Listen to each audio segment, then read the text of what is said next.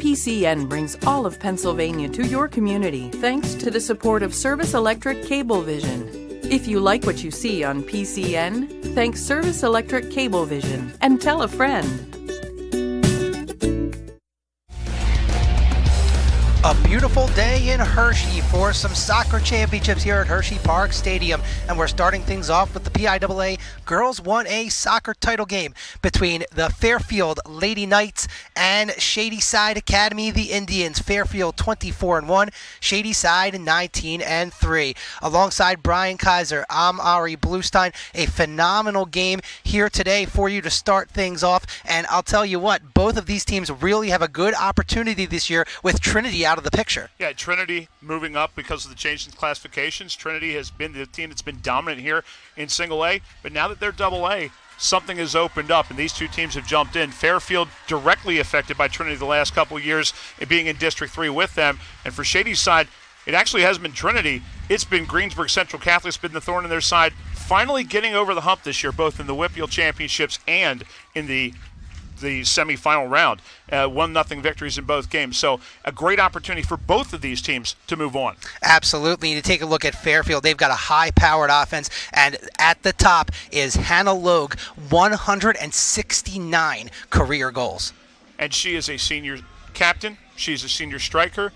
She is number 14, and you will see a lot of her most likely today because she'll be flying up and down that right wing, using her speed. She's a smooth player according to her coach and a very hard worker, starting to get some D1 interest from schools like Mount St. Mary's and others.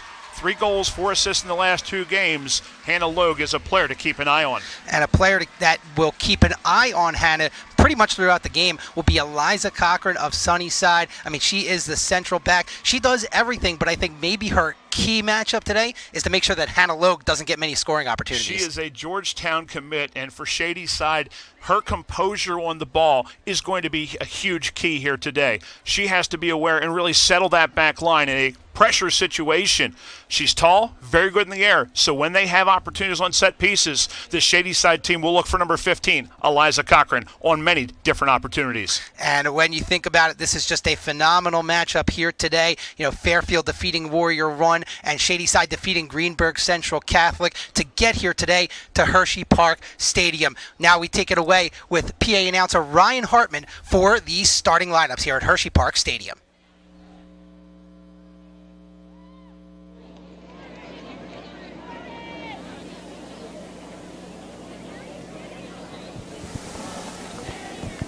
Good morning, ladies and gentlemen, and welcome to Chocolate Town, USA, the historic Hershey Park Stadium, home to the 2016 PIAA Soccer Championships.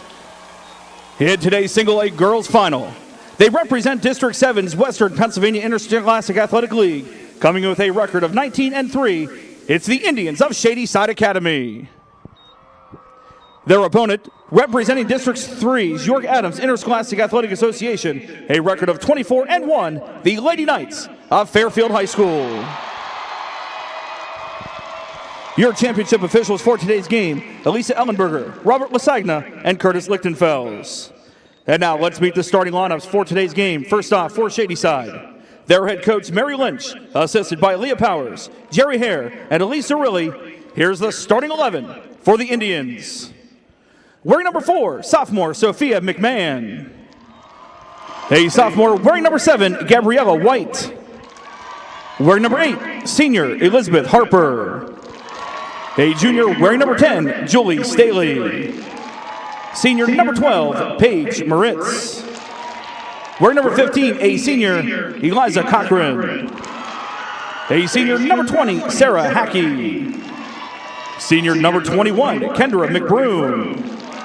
Sophomore wearing number 22, Christina Rytel. Wearing number 25, a junior, Hannah Steffi. And in goal today for the Indians, a senior wearing 0, Alicia McMahon. The Indians of Shady Side Academy. And now let's meet the starting lineup for Fairfield. Their head coach is Poma Fonte, assisted by Jenna Showers and Damon Michaels. Here's the starting lineup for the Lady Knights. A freshman wearing number 2, Annabelle Anderson.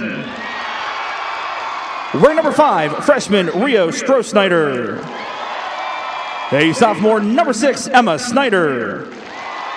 Wearing number 7, sophomore, Maya Kallenbach. Number 10, a senior, Sarah Heinball. Freshman, number 11, Millie Heinball. Wearing number 13, junior, Mariah Logue. Number 14, senior, Hannah Logue. Wearing number 15, a freshman, Nora Clark. Wearing number 17, junior, Megan Biquette. And starting in goal today for the Lady Knights, a junior wearing 0, Ashley Roser. The Lady Knights of Fairfield High School. And now, ladies and gentlemen, prior to kickoff, we ask that you please rise. Gentlemen, please remove your hats. Veterans and current military, please salute as we honor America with the playing of our national anthem.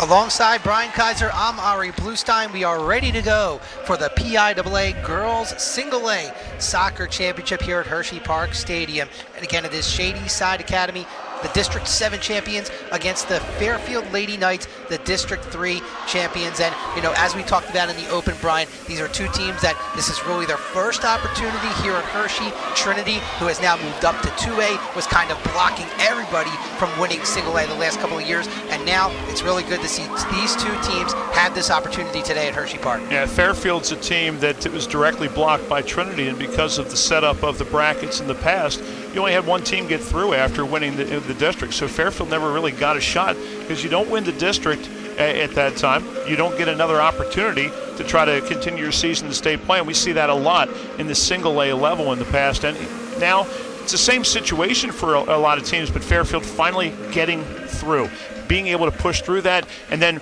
running the gauntlet of the District 4 teams because they were able to beat Benton in the quarterfinals. Warrior Run is the team that has, for many, many years, been another great program out of District 4. And the eye-opening thing for me, Ari, was the 3-0 score, a convincing win for the Knights in that game.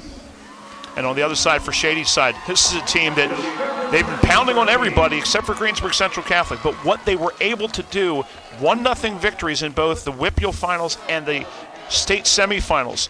Matching scores and matching goal scorer Eliza Cochran, who we had talked about in the open. This is a team that also is built, ready to go. Great team chemistry. Both these teams have a great mix of youth and experience. We are just about set for the opening kick here at Hershey Park Stadium, and here we go. We are underway here at Hershey Park. And these two teams, you've got Fairfield in the white, Shady's side in the dark uniforms, and for Shady's side, they run a 4-4-2, a very standard formation with the diamond midfield.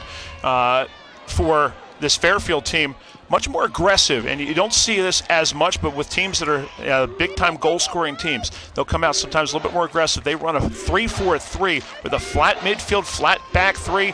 So this is a team that really allows a lot of creativity from their players. Now a change of field, and here comes Fairfield now, trying to get things going in the attack. Moving forward to number 13, Mariah Logue, one of the captains. We get our first look also at Shady side's keeper. Yeah, that is Alicia McMahon. 13 shutouts this year. 2 very good goalies as well. On the other side, you have Ashley Rouser from Fairfield. Head coaches, by the way, for Fairfield, Poma Fonte, and for Shady side, Mary Lynch. And there's Mary Lynch right there with the hat ponytail looking on. Very influential coach on this team. The ladies under her command really respond to her in a very obvious way, and it's really come all to fruition here this year. Here's a throw by Emma Snyder of Fairfield. Fairfield moving forward. Good job by the back line of Shady side. And I'm always interested to see, Brian, how long it takes really teams to kind of get going, find their footing in a soccer game like this of this magnitude. You have teams that don't know each other very well. You always have that feeling out period. It's very cliche, but when you have two teams that have differing formations like this, and maybe you don't see one of the other formations as much, especially the 3-4-3 is not a common formation for a lot of teams, especially with the quality that Fairfield plays. It does take a little bit of time to get used to the numbers game. Fairfield again 24-1, Shady side 19-3.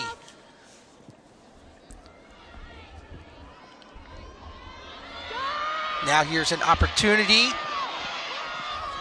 Shady side in the black, trying to move forward, set something up. This could be our first good scoring opportunity. Into the box. Ball is still loose, and wow, kicked out of there. That was awfully close. Very calm back there in the back from Millie Heinball, who is just a freshman. And they put a lot of trust in a sophomore, a freshman, and a junior on that back line for Fairfield. Great opportunity from Harper setting everything up for Shady here side. Now comes Fairfield the other way. Good job on the defensive end by Shady side. So both teams have had a little glimmer of a scoring opportunity, but no real good shots on goal as of yet. And that is sent back to the Fairfield keeper, Ashley Rouser.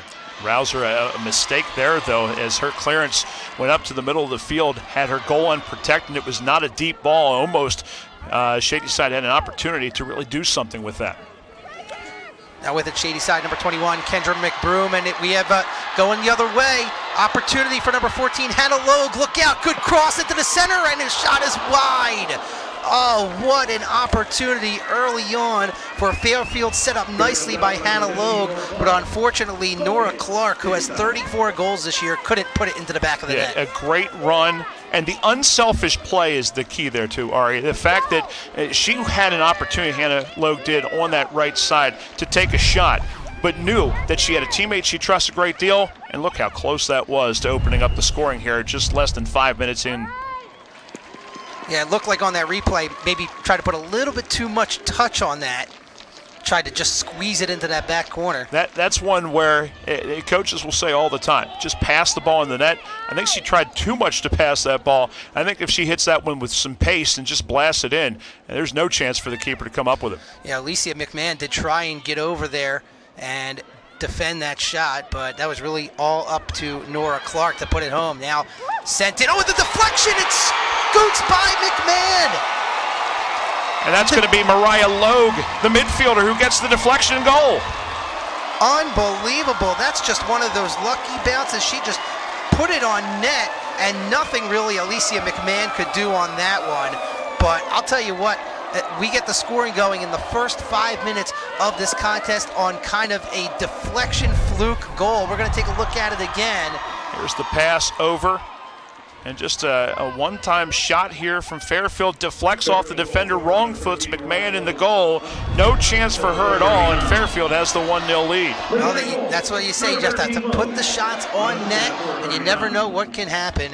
And the early goal for Fairfield to start things off. You get a shot right there of Mariah Logue, the one who put it into the back of the net. And again, not much. Alicia McMahon, such a good goalkeeper. 13 shutouts this year. Just nothing she could do on that. You're wrong-footed because she's looking to try to cover her far post on the play with the shot because that's where it's going. It deflects, unfortunately, off of one of her defenders.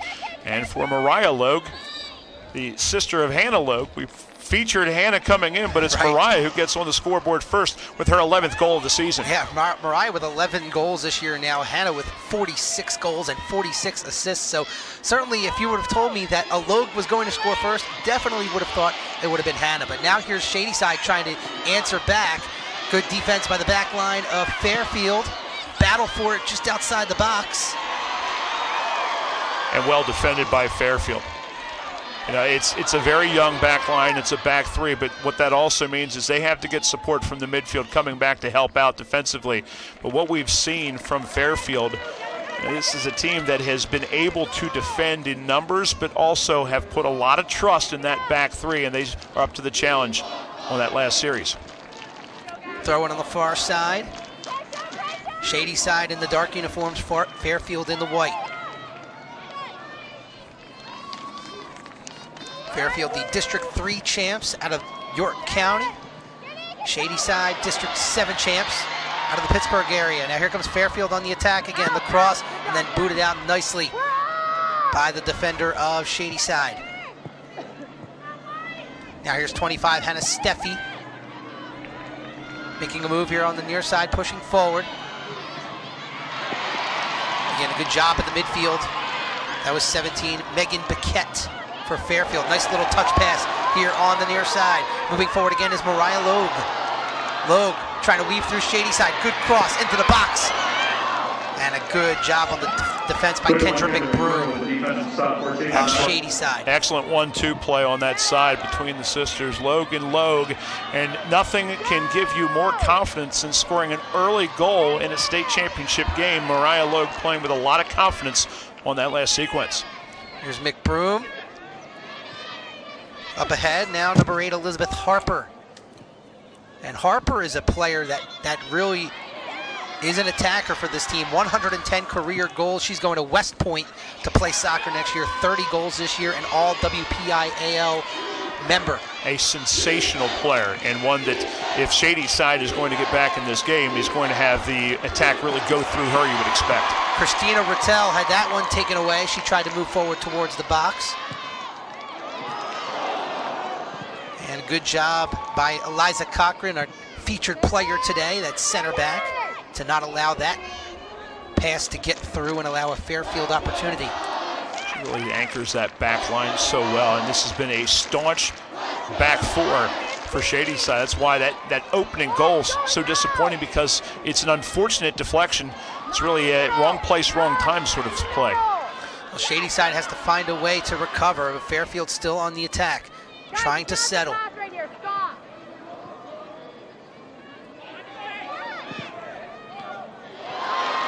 A header forward, fight for the ball, and there's another goal! Another goal by Fairfield on a beautiful header, and that goal, I believe, is going to be credited to Nora Clark, number 15, goal number 35 on the year. And with her hands on her head, Alicia McMahon finds her team down 2-0 here in the opening 8.5 minutes. That's all about speed, Ari. That's speed personified in two different players, and when we look at this replay, you're going to see just a poke from two different players, as it's Mariah Logue sending it down, the header to her sister, and then just stepping just fast enough before the defender can get there. And you've got Eliza Cochran, who had to try to backtrack and gain some ground, but Nora Clark showing her speed. Side foots it and wrong foots McMahon into the net, and Fairfield already a scoring machine, and they've already shown it here, as there is their head coach. Poma Fonte. I'm glad you were going to say that. No, I talked to Poma a couple times already this week in preparation for this game. Was a little nervous coming in, but when you've got the players and the team that plays sort of the way this team plays loose, they play fast, you can have a lot of confidence in ladies like that. I'll tell you what, that header on the assist from Hannah Logue, that was just a thing of beauty. Just led it perfectly. I think it just took the Shadyside defense by surprise, and then Nora Clark just was there to put it into the back of the net. So with a 2-0 lead, Shadyside really has to kind of find a way. They haven't put really a lot of tests on the goalkeeper, Ashley Rouser, yet. And as we see Fairfield on the attack again, the lead, race to it, and luckily that's McMahon who comes out and grabs it at the top of the box. What does Shady side need to do to get things going? Well, one of the problems right now, they're having trouble adjusting to the overall speed. And they saw one of the faster players in the entire state in the last round in Bailey Cartwright of Greensburg Central Catholic. But that's one fast player. This Fairfield team has 3 absolute speedsters on the front end. So trying to really assimilate that sort of speed, you can't do it in practices because you don't have that sort of speed on your own. Another dangerous ball here in the box. Yeah, here we go. Another scoring opportunity. Now backed out of the box.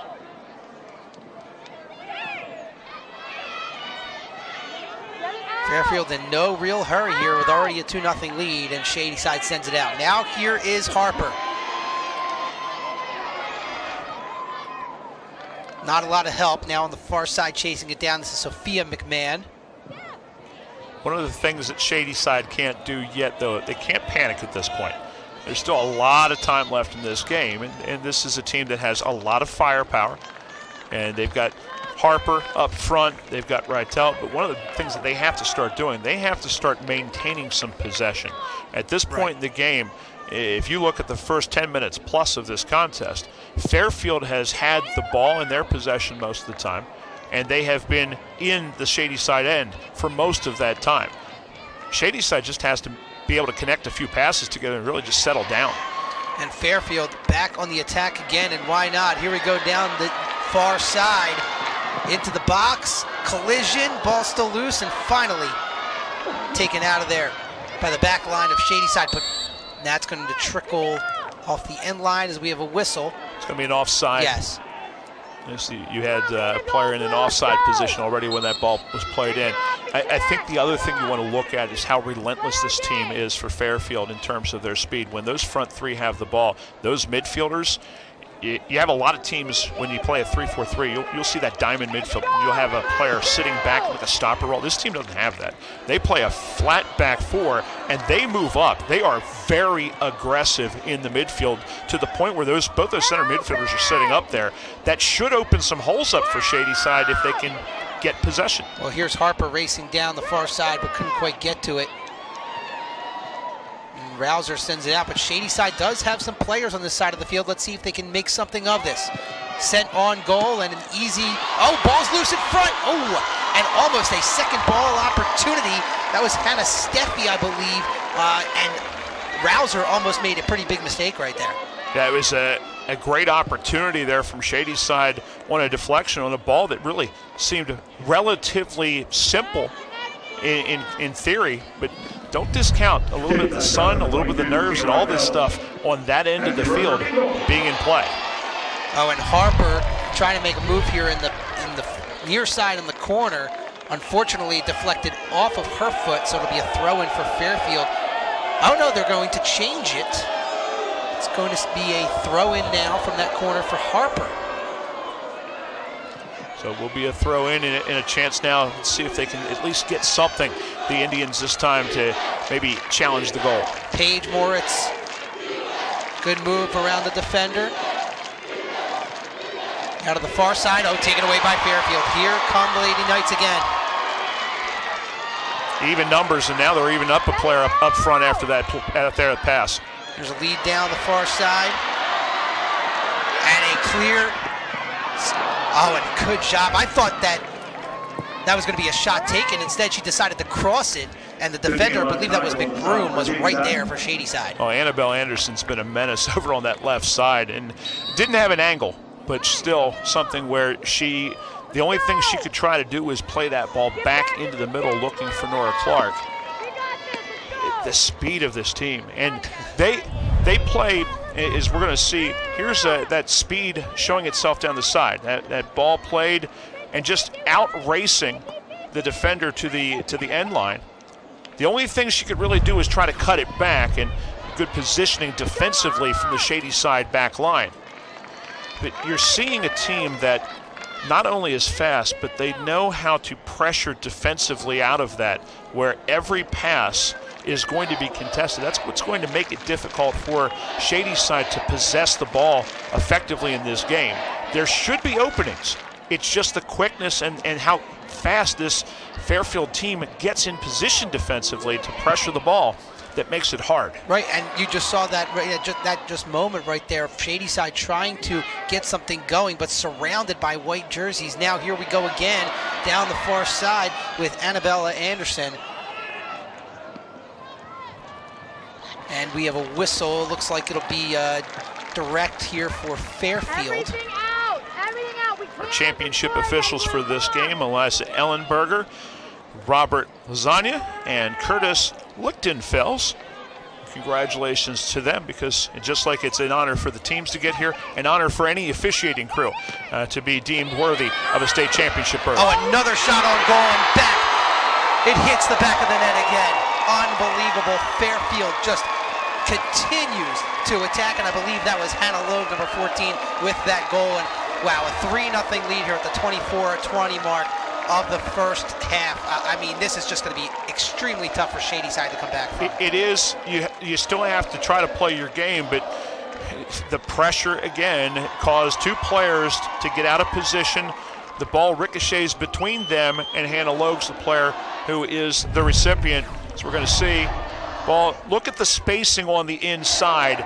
Slow to react then, because you had the two center backs converge. That meant your wing defender, your fullback, had to come over, and Logue got there before she did. And again, like you said, Brian, it's just pure speed, that Fairfield's just beating Shady Side to the ball, even in the attack zone here for Shady Side. They just cannot get any type of possession. They can't settle offensively, and they can't catch up to the attacking forwards of Fairfield. They have an old adage in basketball, you can't teach size. Well, in soccer, it's very similar.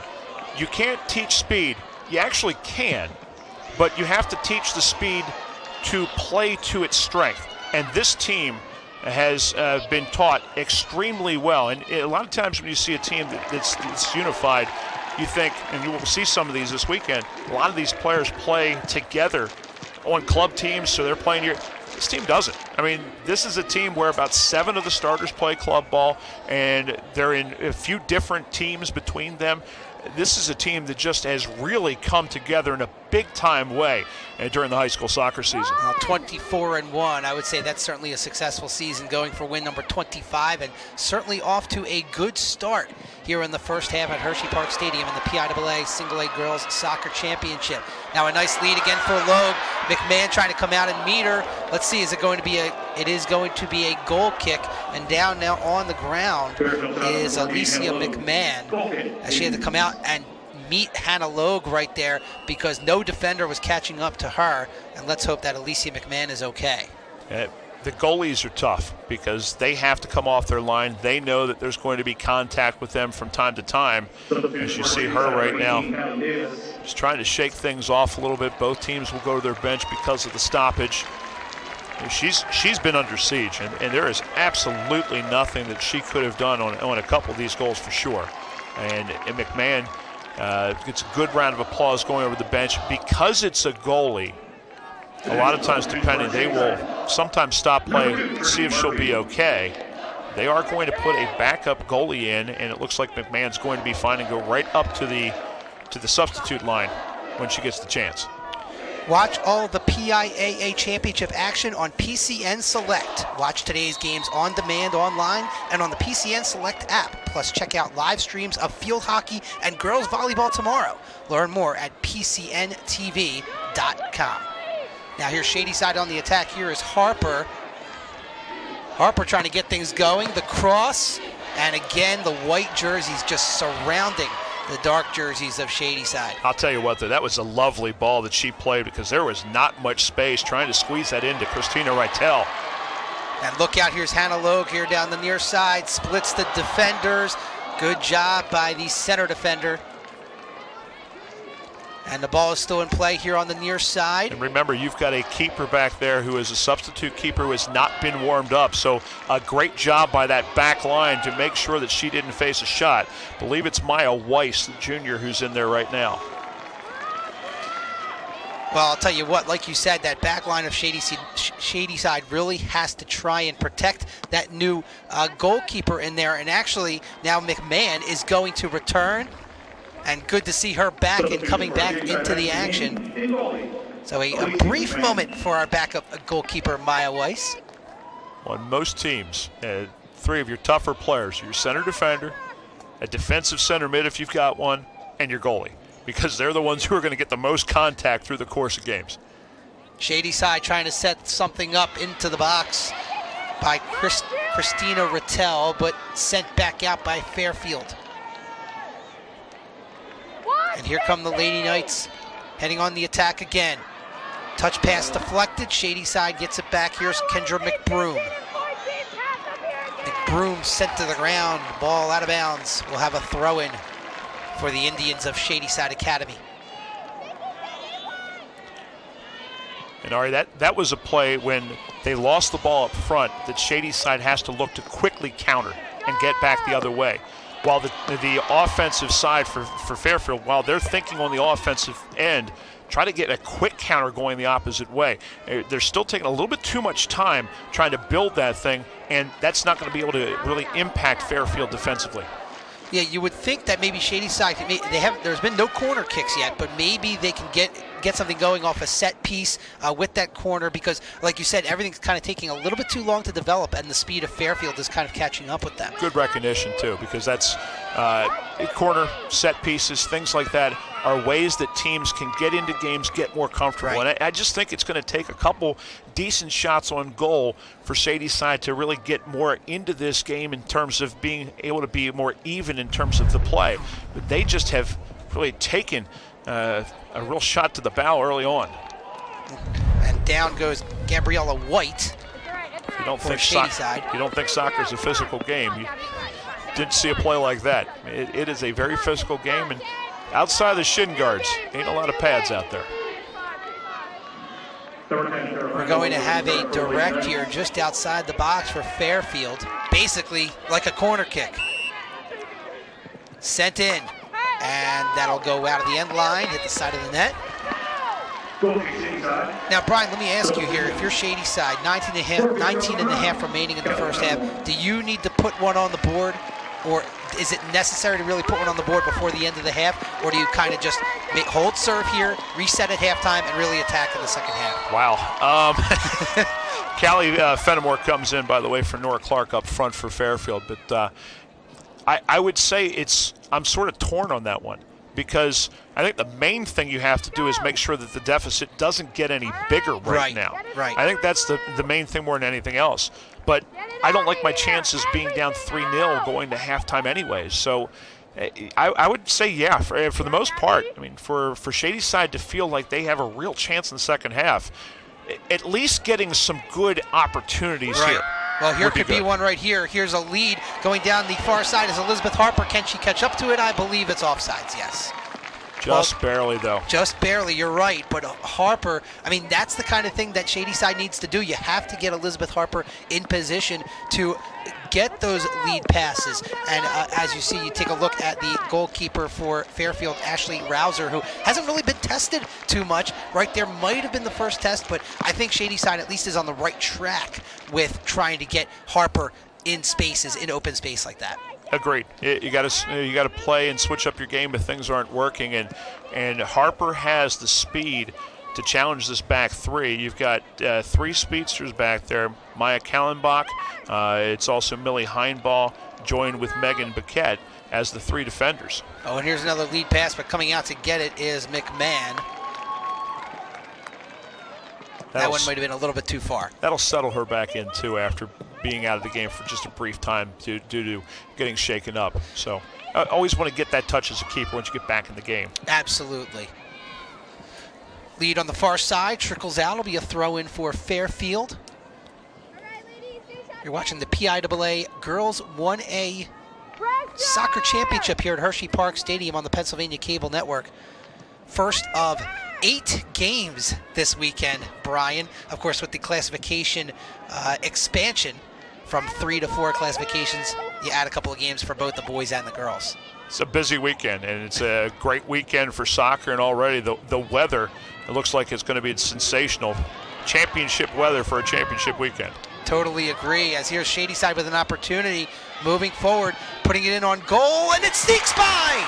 and Shadyside is on the board. A much-needed goal for the Indians. Christina Rytel, the sophomore, connects from long range, and that's the sort of thing that's the book on this Fairfield team. Test Ashley Rouser from long range, make her make a save, and she's looking into that sun, so it's a tough see and a read immediately, but you gotta test players. And you saw early on, once Shadyside gets an opportunity, they were willing to take the shot. That ball just deflected. Give Harper a little bit of credit there too for keeping that alive. Great step over move and fires with the left foot into the right side of the net. You always want to try, when you're going from that distance, you want to try and hit that corner. Look at this. That move was great. And then with the left foot, top shelf, just over the reach of Rouser. Beautiful goal. And that might get Shadyside going a little bit. That might be what they need. Yeah, not a thing really Rouser could do there, because that ball was well positioned. I thought initially that maybe it was a little closer to it, but no, that was a tremendous placed shot by Rytel, and now you see some more confidence out of this Indian squad as they push forward. You know, you have to think that after that first goal, that deflection that Mariah Logue ended up getting the credit for the goal for Fairfield, that might have just taken the wind out of the sails of Shadyside. First 5 minutes of the game, you get kind of a fluke goal, but now maybe they'll get back into the flow, get back into their comfort zone after that rough start. You feel snake bit at that point. Yes. And you really wonder, you know, maybe this isn't going to be our day, and it's tough to think that way so early on. But especially when the second goal comes, doubt starts creeping into your mind as an athlete. That's why that goal from Rytel is so important to make this a game again. And you've seen a definite change in the spirit of play now from Shadyside since that goal. Oh, absolutely. Yeah, you're seeing them be a lot more aggressive. They're keeping it in their end of the zone. Look at that little push off right there. Great job. That was Callie Davis, a substitute into the game for the Indians. And now Fairfield sends it to midfield, but Shadyside keeps it on their end. Nice move again, and send it on goal again. Kind of the same concept there from Rytel, but that time maybe a little bit too far out. You know what? I'd keep testing from there. And another great move. They fell for the same exact move, got it to her favored left foot. She's got an opening, ripped that shot.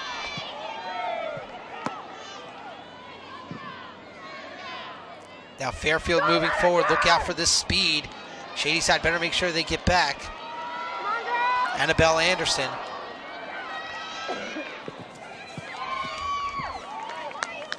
And Anderson, as a freshman, has been red hot. 8 goals have been scored by her in the 3 state games leading up to this one. And here's a lead for Hannah Logue here. Making a move into the box. Cross in front. Ball is loose. I believe we have a handball in front in the box, so it'll go back to Shadyside. And that one's against the substitute, Callie Fenimore, who made the correct run near post, but just couldn't get that first touch to agree. After 3 unanswered for Fairfield, Shadyside finally gets one back at the 16:52 mark. Boy, and I love the creativity on the header that time. And just a little bit ago by Harper. And we're going to have a foul out top. And it's going to allow Shadyside to push up and maybe send numbers forward. Yeah, we have an opportunity for a direct right here. This will be Eliza Cochran. Haven't said her name a whole lot. She's been beat a couple of times. We'll see what she does here. Good ball.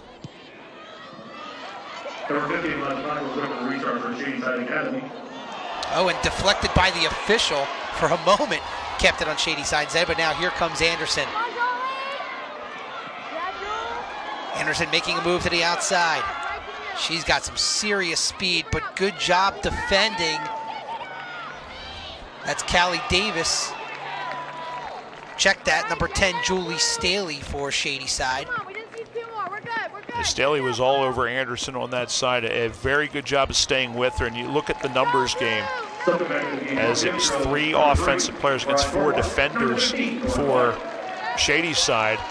And if Anderson can beat her mark down that left-hand side, it then forces the entire defense to shift over to protect. That's why the play by Julie Staley is so important, allowing them to keep their shape. That last substitution, Nora Clark back in for Callie Fenimore, who is one of the top subs for Fairfield. Probably we'll see her again. She has 11 goals on the year, but Nora Clark, who had a beautiful goal for the second goal of the game for Fairfield out of District 3 in Adams County. Fairfield, another substitute, as Kendra Miller, a freshman, comes to the game for a fellow freshman, Annabelle Anderson. And Kendra Miller, another one of those top subs, a freshman striker, 11 goals on the year. And you just take a look at these statistics for Fairfield. They score a lot of goals, and they've already scored 3 today. And like we were talking about a few minutes ago, Brian, Shady side, not only did they get on the board, but if they can keep this at 3 goals for Fairfield, I would say they certainly have a shot in the second half. I would agree, but this is also a Fairfield team on the season who's been blowing teams out all year. Right. 141 goals, 11 goals against. Wow. So they have not given up much all season long. So saying, yeah, we're going to score 3 goals against this team, easier said than done. Absolutely. But Shady side has the ability to do so.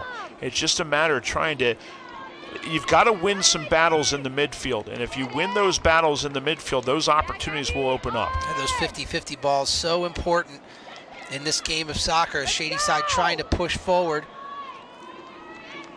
And nothing doing that time. Look out, here comes Fairfield. Good job. I believe that was Gabriella White, the sophomore, still battling for it. And now look out. Oh, Lowe couldn't quite settle that in. Shady side sends it to the midfield. That was all some trouble there because White stepped up as a central defender to try to challenge, and when she missed, there were a numbers disadvantage for Shady side where they were fortunate not to have something go in. Throw in for Shady side sent back out by Fairfield. That was Maria Torborg, sophomore defender. We haven't heard a lot from Elizabeth Harper. She's in the mix, still trying to find her way. And now here comes Fairfield pushing forward here on the far side. This is Kendra Miller. Miller, who came in for Annabelle Anderson, has it taken away. A little bit of inexperience there. And although Annabelle Anderson also a freshman, it's unbelievable to think about all these freshmen and sophomores that are contributing to these teams that are state finalists. Hey, that's why so many times year in and year out we see the same type of teams. You'll see teams come back year in, year out. We've got one coming up in the boys single A in Sewickley Academy that they might as well just put this game on their schedule every season. Would not be shocking to see these teams make appearances in the near future beyond this year.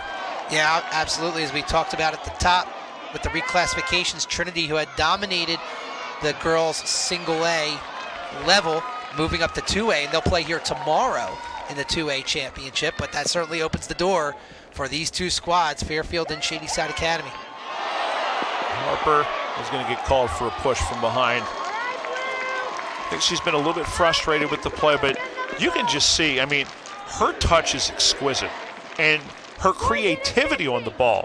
She sees and reads the game extremely well. West Coast, she's a West Point recruit, and they don't take people who are not extremely intelligent and understanding of things. Look at this ball by Harper. Leads it to Sophia McMahon going in on net. Oh, and it goes over the end line. Exactly what I'm saying right there. She sees things that other teams do not. And that ball is actually still in play. It wasn't in play. They saw the wrong line. It's a tough break for Fairfield. So the referees were thinking it was the back yellow, but it's not. It's the red line on that back line.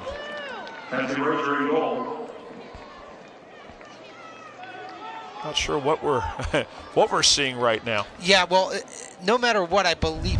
We're going to take a look at this replay. Harper. Oh, look at this ball. Oh, yeah, beautiful. Exquisite. And staying onside did Sophia McMahon. Splits defenders and has an opportunity, just as asking her to beat one player at that point. She gets that done. It's a clean shot in on goal. Credit to the defender coming back, though, and making that play. There's Paige Moritz of Shady Side Academy. I think that was Maria Torberg who came back and made the defensive play for Fairfield. Now play is settled back in, and the Indians trying to put one more on the board. They've got 8 minutes to do it. I think they'd be happy right now getting in just up 3-1. I think Shady's side has really started pushing the play since their goal. Right. And if you're Fairfield right now, it'd be great to get another one, but just getting in 3-1 means you still have a dominant hold and you can really adjust things in the second half as needed. Well, here comes Rattel putting it on net. That one sails just high, but we're seeing the strategy from the sophomore. She's a center mid, but she's got 30 goals this year. Hard worker, but I'll tell you what, she is really trying to put Rouser to the test from those deep balls. She's a great distributor, but this year she's really upped her scoring, and we're seeing why. A lethal left foot from Christina Rytel. Well, we've already seen her put one in the back of the net with that left foot. A couple of other times she had some good shots on net, and she's really been the only one that has tested Rouser back there. Yeah, they haven't been able to open anything else up. It's been the distance shots more than anything else, and that's where I think Harper as a maybe a hold-up forward and allowing her to distribute for others may be something that will be beneficial for this team, because it seems like anytime she touches the ball, opportunities are created for the Indians. Well, Shady side has been able to really keep possession of the ball since that first goal, and Moritz, that's just going to trickle in. That's going to be an easy one for Rouser to scoop up. But, you know, we talked about in the first maybe 20 minutes where Fairfield just dominated time of possession. Shady side got that first goal, they were rejuvenated, and now they've pretty much dominated time of possession. Yeah, they have been the more aggressive team, and it's a team that has needed to be because of the deficit that they found. And they're doing it more by getting the ball up into their midfield and taking advantage of a pressing Fairfield offensive team that's not getting back to defend as quickly in the middle of the field.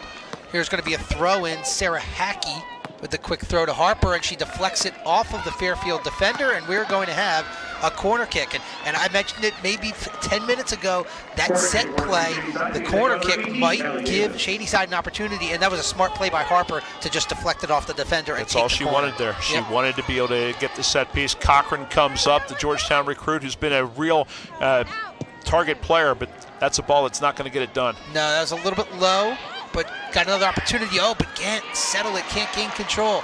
Now coming up, Shady side trying to keep it in. This is Gabriella White. Moritz moving forward into the box, and Fairfield takes it away. White did a tremendous job of stepping to that and having to win that ball with the other center back already being up the field because of the set piece. Look out, Annabelle Anderson back into the game, makes a move around the defender. The speedy freshman with the cross. Leaves it for Logue. Is it a little bit too far? She chases it down right at the corner. Get it out! Now Fairfield really on the attack for the first time in about 10-15 minutes. Logue could move around the defender to cross, and it is knocked over the end line by, I believe that was Gabriella White, so we're going to have a corner kick for Fairfield. I just love Hannah Logue's game. The patience and the calmness on the ball. Her coach said smooth. Way to explain her. That is 100% what I would use. A tremendous word to use for Hannah Logue. Just seeing her dribbling and the patience that she makes setting up players, a chance for the corner opportunity. As Sarah Heinbaugh sends it in, headed out nicely by Shady side. Fairfield still with possession. Sent in on goal and right back out of the box. That was number 13, Mariah Logue, who sent that in. That was a good header, but McMahon was ready for it and scooped it up. Just under 4 remaining here in the first half. We'll see if we get any more goals. It's been an action-packed first half, especially after the quick start by Fairfield. We have not lacked for action in this game. I mean, so many times in the game of soccer, you see teams take a while to even get anything going. We started early, and we have just continued to have action at both ends of the field in this single-A girls championship game. Now, I called the game on Tuesday night. The first and only goal was scored with 2 minutes remaining in the game, and it was a slow, cold game on Tuesday night. So we've got warm weather, and the players are playing like it's a nice, warm spring day. Now Fairfield, good job by Shady side to take that away. Here they go on the attack far side. Battle on the far side. Sarah Hackey over there for Shady side. It's going to be a throw in for the Indians. And it looks like Hackey will take it. Excellent job just standing up her player and winning the tackle and then being able to take it on the offensive end herself. Sent into the box.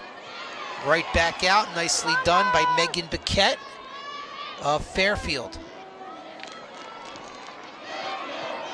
Shady side still trying to attack. They've got about 2.5 to get another goal. Moritz around a defender, sends it in. It's a cross, and it's going to be scooped up by Rouser. It's all set up, though, by the freedom that Coach Mary Lynch gives to Gabriella White in the back to step up from Central D and make a run if she sees something that she likes. And a good step by White got it forward, and it opened up an opportunity for Moritz.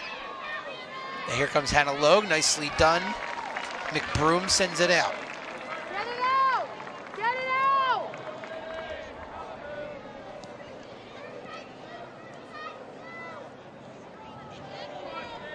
Come on, girl, touch down! Now at midfield. This is, again, Fairfield is in white. They lead 3-1 over Shady side in the dark jerseys. I think Fairfield just content here to take this 3-1 lead. Do not want to allow the Indians any opportunity here. I don't know. That's not how this team's. That's not how this team's it wired. It looked like they were playing it safe around the midfield. Although now here's a throw. This is a team that I'm not really sure if they know where the off button is. they just will keep pressuring and keep going after you. The one drawback to it, especially if you're not a deep team necessarily, is it's very difficult for a lot of single A teams to be, is fatigue. When does that catch up to you, and does the team start to die out a little bit at the end of halves? And maybe we've seen some of that, maybe we haven't. Maybe it's just been improved play from Shady's side in the second half of this first half of play, but Fairfield continues to not change their attack. They are all throttled down. Well, here they go down the far side. Trickles over the end line, and it'll be a goal kick for Alicia McMahon and the Shady Side Indians.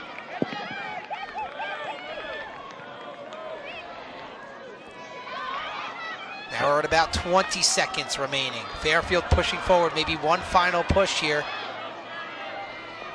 Hannah Logue splits the D. Smart play right there by Shady Side. 8, 7, and the countdown is on. 5, 4, 3, 2, 1.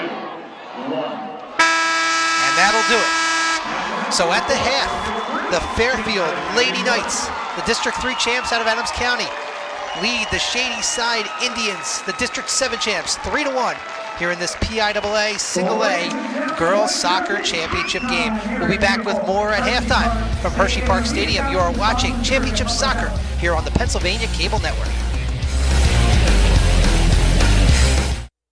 If you think the level of competition is impressive, wait till you see the level of coverage. High school meets high impact with MaxPreps.com, America's most comprehensive source for high school sports.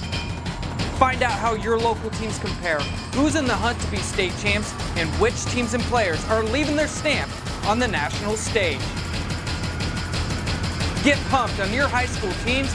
Log on to MaxPreps.com. These days, life is busy, but amazing.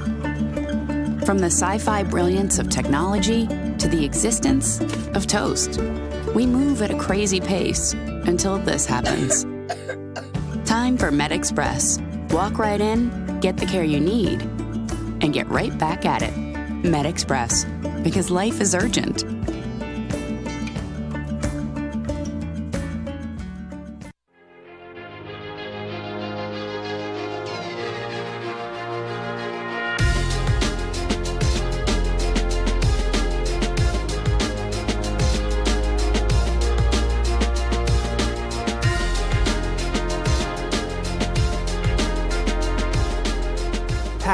with 9 essential nutrients. Low-fat chocolate milk can be an important part of your recovery routine. Refuel with chocolate milk after your next workout.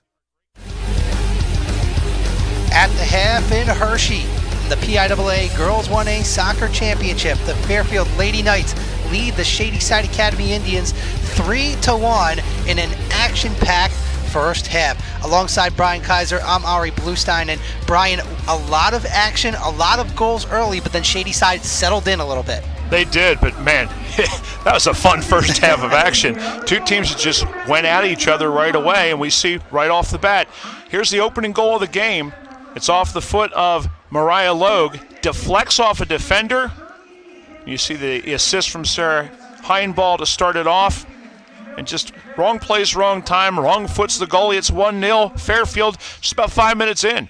Yeah, and then you have to take a look at the second goal. A beautiful header there by Hannah Logue and leads it for Nora Clark, who puts it in. You get another look at this. Just a beautiful header and the lead pass and just the speed of Nora Clark just took over. The speed, and that's been a key here in the first half, adjusting to the speed, because here's where that speed again off of a ball that's just deflected in the box. It's Hannah Logue being able to knock in the deflection. The Shady Side got back into it, and this is one of the reasons why. The big left foot of Christina Rytel, a rocket from far out, and because of that, Shady Side has life, down just 3-1.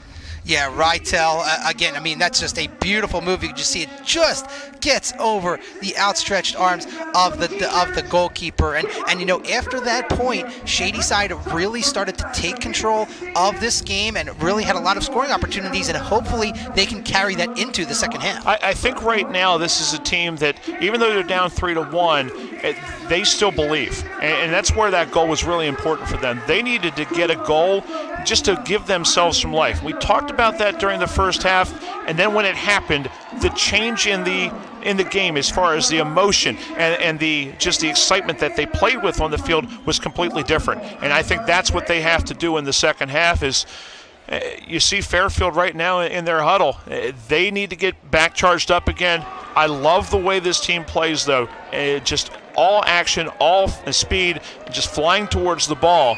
They will pressure you, and if you make a mistake or a bad pass or a bad touch, they will make you pay. They've done it 3 times already in the first half to Shady Side. Well, we'll see what happens. Second half coming up for the PIAA Girls 1A Soccer Championship. We'll be back next with more soccer action here on PCN. Brought to you by Eastern Pennsylvania Youth Soccer, promoting the game for all kids. Get fit and have fun by playing soccer. To get out and get into the game, head to epysa.org and find the club nearest you. TicketTap, the exclusive digital ticket provider of the PIAA. For the best events, the best tickets, and no lines, it's TicketTap. Get your online tickets to the best events at tickettap.com.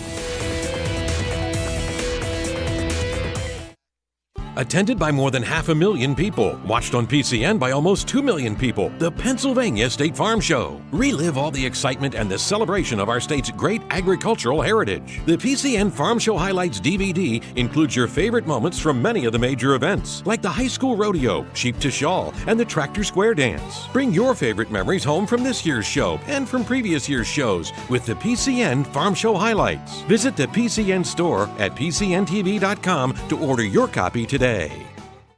Looking to stay current with state politics anytime, anywhere? Working late and can't make it to the big game? Don't miss a minute of the action with PCN Select. Public affairs coverage, live sports, Gettysburg Battle Walks, the Pennsylvania Farm Show, and much, much more. You get unlimited access to everything Pennsylvania. Subscribe to PCN Select for a day or for the whole year and watch anytime, anywhere. Visit PCNTV.com to subscribe today.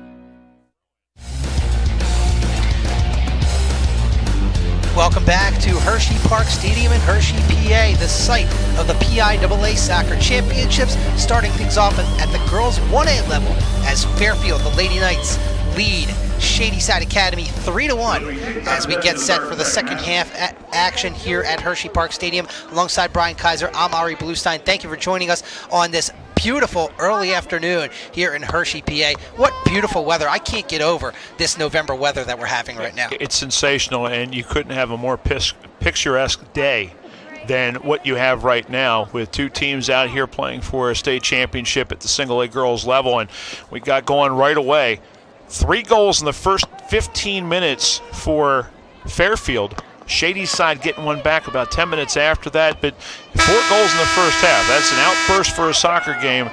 We'll see if Shady's side is able to, I think this first 5 minutes or so is going to be really important because they started doing some stuff in the second half. Now that Fairfield is refreshed, are we going to see a recharged Lady Knights team coming out quickly in the early going here and reestablishing the pressure they put in there in the first half? Yeah, I guess we shall see what happens here in the second half. Obviously, Shady side has to go into the attack. They have to score 2 more goals against a Fairfield team that, you mentioned earlier, Brian, has only given up 11 all year in 25 games. So that will not be an easy task for the Indians of Shady Side Academy. Now, this is a Shady Side team that is not used to giving up a lot of goals. Their path to this point, if you go all the way back to the WPIAA championship game where they won 1-0 against Greensburg Central Catholic, a 6-0 winner against the number 2 seed out of District 9, Du Bois Central Catholic, and then it was in the quarterfinals, the top seed out of District 10, Wilmington, goes down 6-1,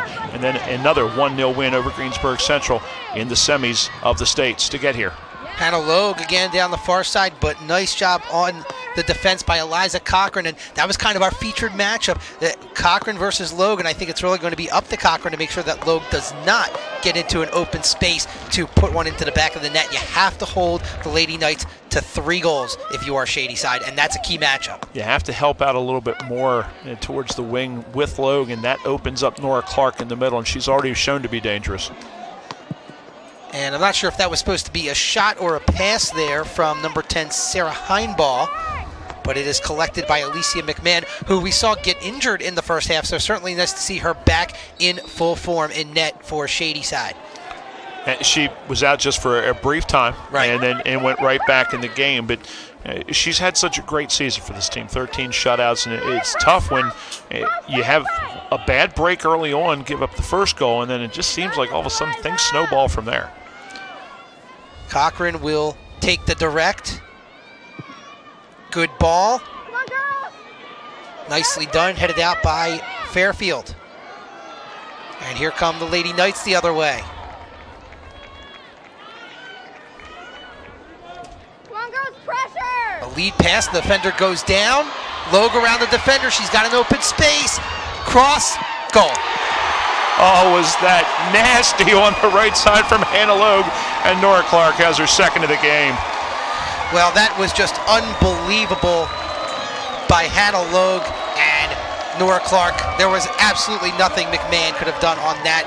The defense just kind of broke down for Shady Side, and Hannah Logue maybe was the one to just break it down herself. Please give me a replay that's long enough to see that entire dribble. Here she comes, breaks the ankles of one, gets by the other one, good strength on the ball, and just unselfish. The entire defense has no choice but to try to stop and go over and defend her and Nora Clark. One of the easier goals she's going to have because Hannah Logue does all the work on the assist. Yeah, and we talk about Hannah Logue, and she has 169 career goals. We'll make it 170 now with the goal that she had today. But she had 46 assists this year, 82 career assists. So that really shows that she has really turned into an unselfish player. She has over half of her career assists this year, and she's got 2 of them in this game. And when you have a player like that who has the ability to score and is also unselfish, that just makes her so, so dangerous. That's why I was so worried about the second half for Shady Side, because all it takes is just that one goal to spread that thing out again, make you really doubt whether or not you can come back. And as high pressure as this team is and as quick as they are, it takes that one opening, and they found it. Here comes Logue again, the cross. Oh, it's still not cleared out of the box. Finally it is. And this second half start feels a lot like that first half start for Fairfield when they scored within the first 5 minutes and really controlled possession. And I'm not sure what Poma Fonte said at halftime, but he certainly rejuvenated the Lady Knights team here in the second half. I want to tell you one thing he probably said. He said, let's go back to what we do. And they did right away. He has a real understanding of this team and what they're capable of doing. I really admire the way that he has this team playing it's difficult to get a team to buy into high-pressure defense the way that they do, pressuring all over the field, because it takes a full team commitment to do that. But this team is bought in. Well, they certainly have, and now it's up to Shady side and head coach Mary Lynch to try and get some offense going. It's not going to be easy. They've already scored 1 goal. Now they have to score 3 more. And again, Fairfield has only given up 11 goals, now make it 12 with the goal today this year. So it's not going to be easy, and you can imagine Fairfield will certainly keep the heat on the goalkeeper, Alicia McMahon, and the back line of Shady side. An advantage definitely goes to Fairfield, because with the lead, they now can even slow down the game a little bit if they would choose to. But as I said before, I don't think they know where the throttle, they don't ease off on that thing at all. Yeah, it looked like towards the very end that Zeres Pomafonte, the head coach for Fairfield, has got to be pretty happy with a 4-1 lead. And I would imagine he is going to want to keep the heat on. It's a championship game. No lead is safe. You could say a 3-goal lead in the second half is pretty safe for soccer, but these teams, they have earned the right to be here. So Shady side, I'm sure that they have the ability to put up the goals if you take the foot off the accelerator. You can't let up, but the one thing you have to do right now is continue playing to your strengths. And the possession, like they're doing, great 1-2 in the middle. Look out, Fairfield almost had another opportunity, but Shady side just barely getting a foot on that ball, but we're not out of the woods yet. Hannah Logue here on the far side. What a move around the defender, but a nice job on the far side. I believe that was, again, Kendra McBroom for Shady side. Got her hands full over there, and that was a very good job of, after she was initially beaten on that side, recovering very well back to the spot. Didn't overcommit too much and was able to come back and make the play. And again, Fairfield just keeping possession here, and with a 3-goal lead, in no hurry, but they do love to attack. Rio Stroh-Snyder.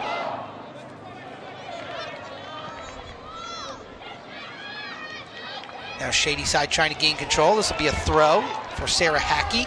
Quick throw up ahead to Harper. And Harper, it's got to be a frustrating game for Harper, because you're talking about a player with 110 career goals, 30 goals this year, a West Point commit, clearly the best offensive player for Shady side. And now look out, here comes Annabelle Anderson, another good offensive player for Fairfield.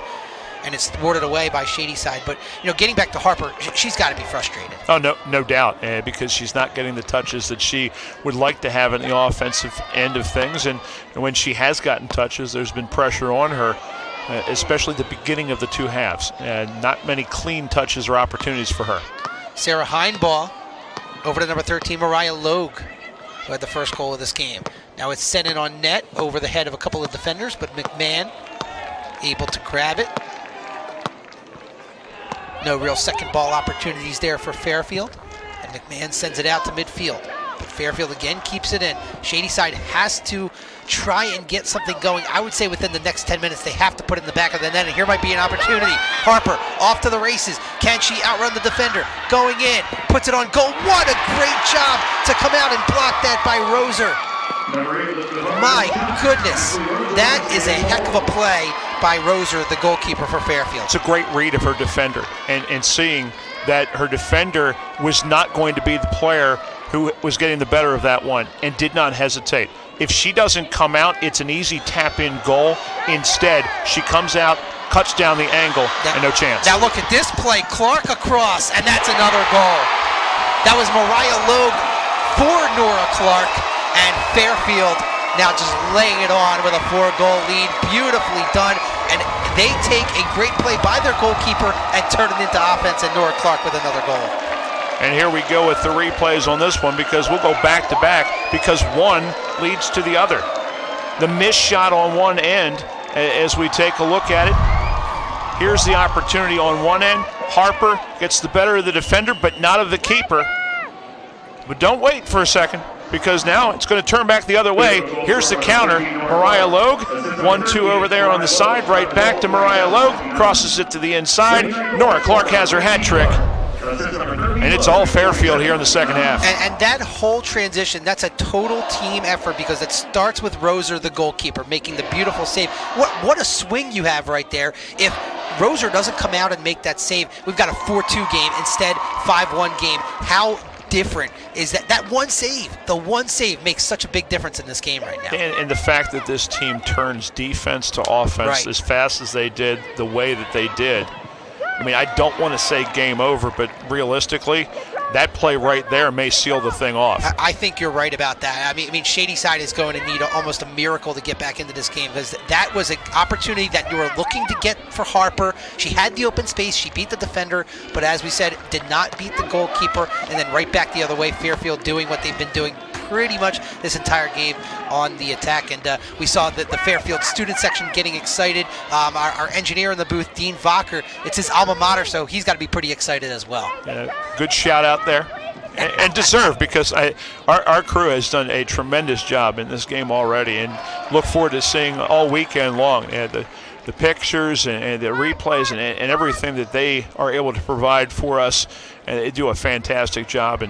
And Dean obviously thrilled about this result so far, as he and all of the Fairfield fans should be right now. Fairfield, the District 3 champ out of Adams County, defeated Warrior Run in the semis, one of the usual suspects here at the A level out of District 4. They were the District 4 champs. And before that, knocked off Benton, also out of District 4, and then defeated Christian Academy in the first round out of District 1. And right now, 5-1. I know that they can't really not attack, but at this point, do you change strategy at all, or do you just keep doing what you're doing and just attack when you can? They're having too much fun right now. I don't know. I don't know that you bother at this point. I mean, maybe you slow a couple things down, but I mean, it's working. Why change at this point? Right. You always have that argument, especially that you go to that prevent. No. Yeah. I mean, I think you're right. I think you just keep doing what you're doing, because the defense, the speed of the defense, is getting back and not allowing a lot of opportunities for Shady Side. They remind me, and I'll wait for a second to make this comment just in case something happens, which it's not going to here, but they remind me on an MLS stage of how the New York Red Bulls play. A team that is high pressure. The whole team buys into things, and that's why they win as many games as they do, because in a long season, not many teams are capable of pressuring the way that they do. Just got a shot of Ashley Roser, the goalkeeper for Fairfield, and she hasn't been tested a lot today. And she did allow that one goal on perfect placement by Christina Rattel of Shady Side. But that one big test. One save. Yeah, the one save against the best player for Shady Side, the best goal scorer, Elizabeth Harper, that might have it didn't change the outcome, might not have changed the outcome of this game, but it certainly potentially put this one away. It changed the narrative. Yes. The script may have been pretty much the same, but the narrative changed a little bit just because of that one save that turned into no goal on one end, goal on the other end, and that's what you're looking for out of a keeper. Goalie is such a position in the game of soccer that is looked at as every goal that is scored, the uneducated about the game will say, oh, it's on your goalie. And anytime you stop goals, it's all because of the goalie. It's a full team defense no matter what the situation is. You're looking for your keeper to make that one or two big saves. And Roser did that in this game already.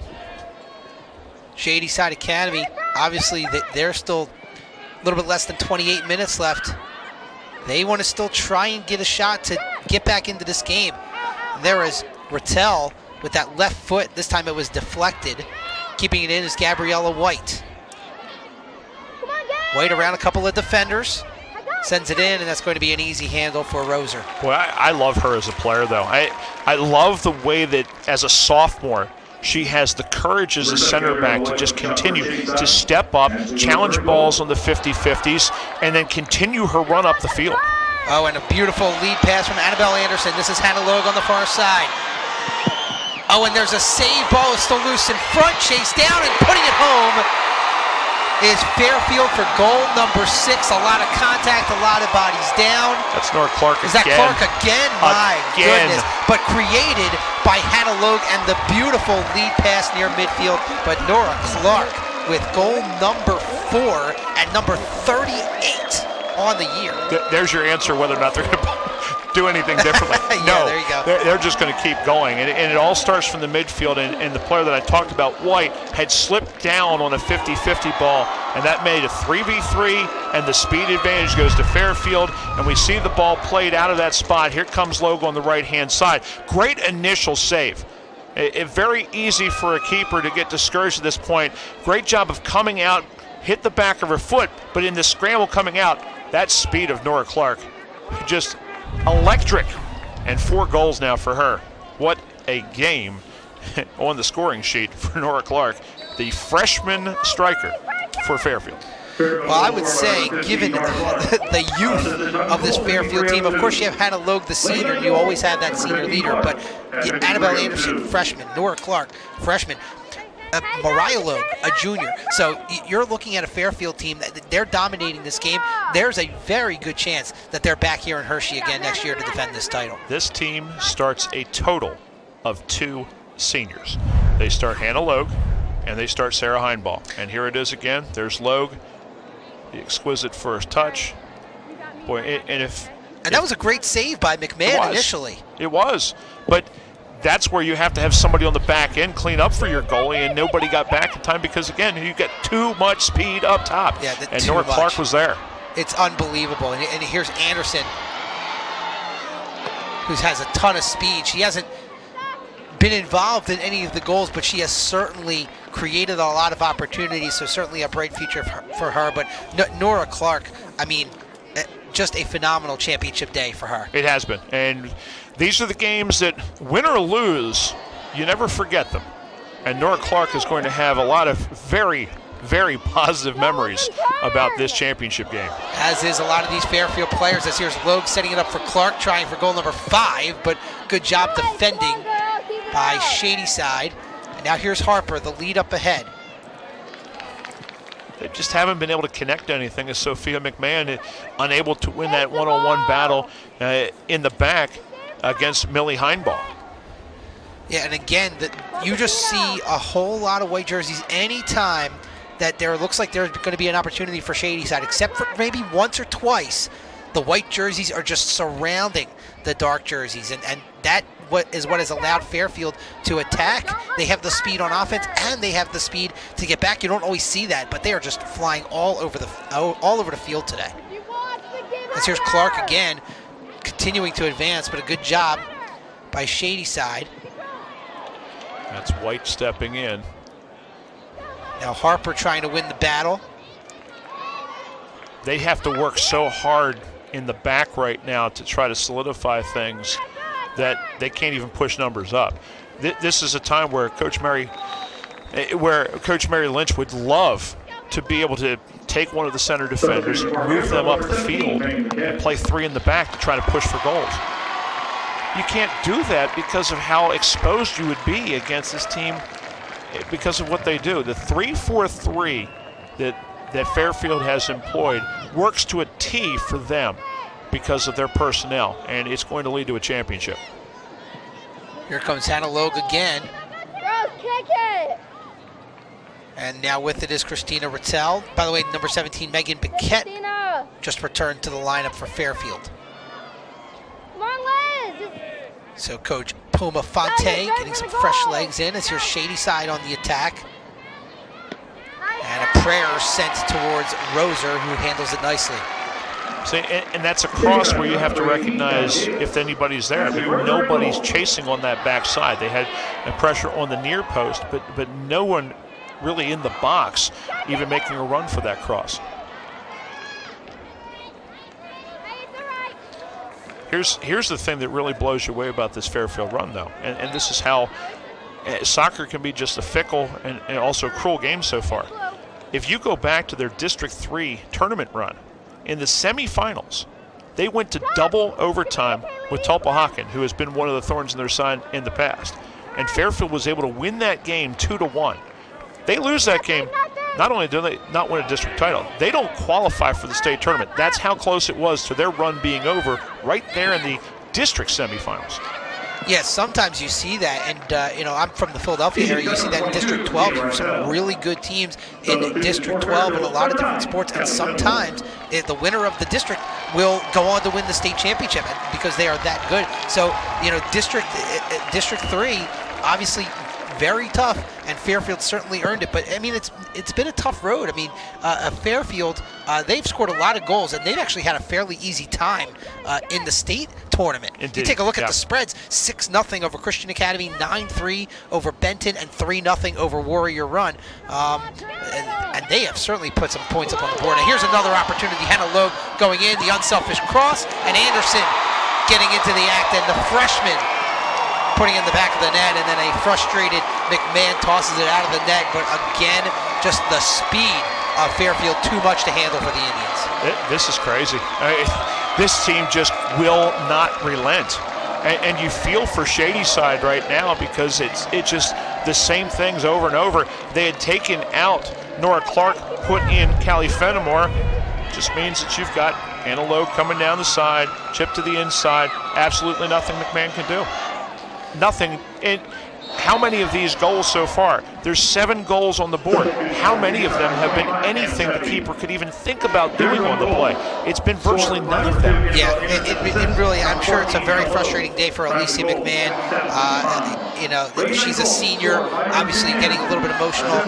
But you're right, there's nothing that she could have done, and just the speed of Fairfield, like you said, you can't teach speed in soccer, and right now the talent of Fairfield and the speed of Fairfield just outweighing this game. Although Shady side with an opportunity, and a beautiful play to kick it out of the box. That sets up a corner, but again, that's Roser coming forward for the save. You see her right there, and then that time, unlike what Shady side has done, that time the defender was able to clear it and not allow that second chance opportunity. The junior keeper has made 2 saves now in this game for Fairfield that have kept balls out of the back of the net. And it's because of her ability to read the game and then be quick off of her line. Look at this lead pass from Anderson to Logue. Logue again. Cross.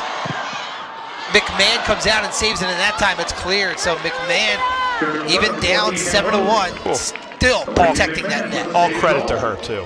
Hey, how easy would it be to just sink your shoulders at this point and even say, hey, coach, get me out of here. Hey, this is not fair that anyone should have to take an onslaught like this. But there she is with Hannah Logue bearing down her and still able to make a great reaction save as Fairfield substitutes out Annabelle Anderson. They will bring in Ivani Tatum for the first time. And we're going to start to see some substitutions made here by Poma Fonte, the head coach for Fairfield, with this game in hand.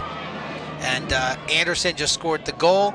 Nora Clark already out of the game. And then I'm sure the final exit and the player that will get a big ovation will be the senior, Hannah Logue, who has had a phenomenal career and a phenomenal game today.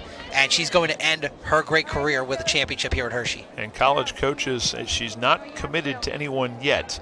You still have your chance to give, seriously, somebody get on the horn and sign this young lady up, because there is a ton of talent, and the unselfish nature of her play should set her up to success at the next level at the collegiate end of things. She has been dominant in this game. Absolutely. And you take a look at some of the freshmen, if college coaches are watching. Nora Clark, Annabelle Anderson, I'm sure their phones are going to be ringing as well within the next couple of years. Let's give them some time. Yeah, yeah, give them some time to get back to Hershey a couple more times, right? Because this team is young and they are fast, and they could certainly they could turn into the Trinity of this level, where they kind of dominate this class within the next few years. It is a possibility, but this Shady side team is going to be heard from also. Oh, yes. On the western side. It's a tough day for them today. And we go back to the speed and how difficult it is to replicate. When you have a team, and you have a team that has unmatched levels of quickness at certain positions, trying to prepare for a team, you can watch them, you can have practices to try to do things. You can't replicate it in practice at the level that it is. And it's so hard to adjust to in the middle of a championship game.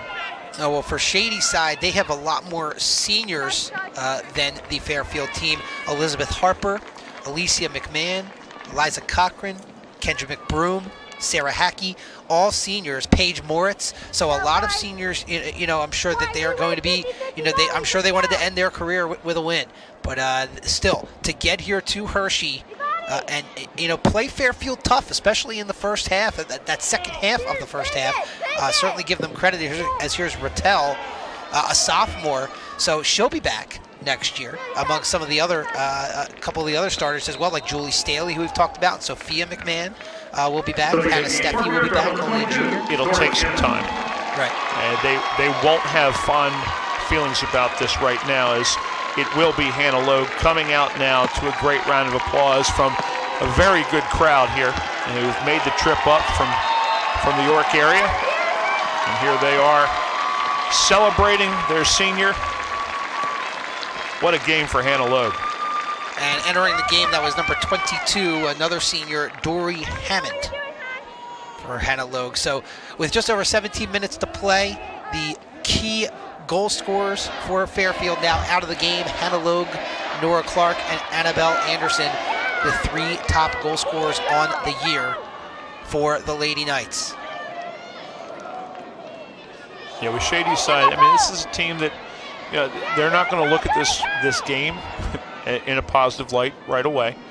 But as the years go on, a little bit of the pain will subside, and they will look back at what they were able to accomplish this year, winning a WPIAA title, being able to get to the championship game with 2 wins over a friendly rival in Greensburg Central Catholic. Right. It's something that over time it'll be easier for them to look at and have more positive thoughts. But hey, there's no nice way of saying it. This has been as dominant a performance in a championship game as I can remember on the girls' side for quite some time. This Fairfield team, you saw the numbers coming in, you're like, yeah, what happens when they play a team from another area? Does that all change? Answer is an emphatic no. And District 7, like you said, Greensburg Central Catholic, they have been here before, and Shady side able to defeat them. And certainly that's a victory in itself. But when you talk about Fairfield, obviously they have earned it, as we're going to have a direct here for Fairfield. This is the first time the girls soccer team has ever won their district. And also, this is the first time either boys or girls soccer team has made it to a state championship game. So this means a ton to Fairfield, the team, the soccer program, Coach Pomafonte, and the big student and fan section that we've seen on screen quite a few times. If I'm not mistaken, the last time a Fairfield team of any sort made a state championship game was their basketball team made the state championship back in 2001 and got their doors blown off by one of the great Kennedy, it was either Catholic or Christian at that time, teams. But that was a game where Fairfield was happy to be there. This is a game where they've shown they've belonged, right, and then some. Absolutely, and they have shown more than enough that they certainly belong here with 7 goals, except for the first goal off the deflection. The other 6 have just been pure beauty and pure speed, and they've done a great job. And the Lady Knights looking to close out this championship game. 14 minutes and 38 seconds until they can wear those gold medals here at Hershey Park Stadium. The Shady side player goes down, whistles are silent. And still in there is Mariah Logue, one of the captains. Letting a little bit of physical play go on in the middle, and as a result, the fans get a little bit restless when they don't hear whistles, and that's for both sides. If both sides could have had fouls potentially called, the officials decided to allow it to go. Felt that all of the challenges there were clean. Shoulder challenges. Another captain still in the game there, Sarah Heinbaugh in white for Fairfield. And Christina Rattel leads it for Harper. Harper with the cross. Nice job on the back end. And again, a beautiful job. That was Megan Biquette. And Megan Biquette, we've talked about her a couple times. I don't think she got enough credit today because of all the goal scoring. Yeah. But Biquette has done a great job on the back line for the Lady Knights. The back three will not get the credit because of how many goals this team scored. Right. Yeah, you've got Maya Kallenbach, you've got Millie Heinbaugh, and you've got Megan Biquette. And because of how many goals this team scores, you ignore the defense. But along with goalie Ashley Roser, those three have been very staunch today. Only a shot from distance, the only thing to get through. And Biquette comes out, as does Mariah Logue, to a standing ovation. Mariah Logue also a little shaken up as she comes off. I think she got bumped in the nose. She was reaching at it earlier, so hopefully nothing major. Nothing that a gold medal is not going to help. That's what I was going to say. Hopefully she can still enjoy that gold. Shadyside still on the attack. This is Moritz, one of the seniors on this team.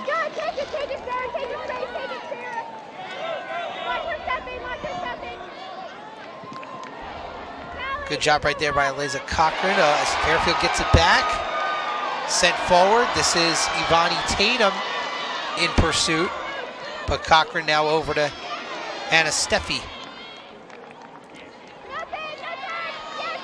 There's Sarah Hackey for Shadyside. Now Harper racing against Maya Kallenbach. Harper with the cross, loose in front, and that's a goal for Shadyside. Good for them. Nia Singh, I believe, gets the goal off the bench. She's a freshman, and she's got a goal in a state championship game. A lot of credit, though, also to Elizabeth Harper, who has had a frustrating game for Shadyside, not being able to get the services she wants, but just her determination on that side, continuing to play despite what the score was. Look at the speed from her, having, I don't think, come out the entire game, sends a good cross to the inside, and Singh with some solid play and a little bit collision from the defender and the goalie coming out for the ball. So we see it one more time here on the replay. A nice little flick to the inside. The first deflection from Singh stays on her feet. Great job by the freshman doing that. And Shadyside at least gets one back. And Nina Singh, a freshman, certainly that's something that she can build on. I mean, you were talking about Shadyside, they lose a good amount of seniors here, but Nina Singh, a freshman off the bench, and that could really help give her some momentum into next year when you talk about building this program and getting back to Hershey next year. Most of the WPIAL programs that get back here year in and year out, you see them a lot of times, they reload. It's no rebuilding process for a lot of these teams. They just reload year in and year out, and I think Mary Lynch has a team and a program right now in place that this school can be proud of, and that we're going to hear from them, not just here, but many, many times. As you see Coach Lynch, she's been unwavering on the sideline for that team. Somebody that this team, you know, they respect her a great deal, and you can tell just by the way that they work and the way that this team just reacts to her and how she controls this team. Cross here, just outside the box. That was number 19, Trinity Murphy for Shadyside.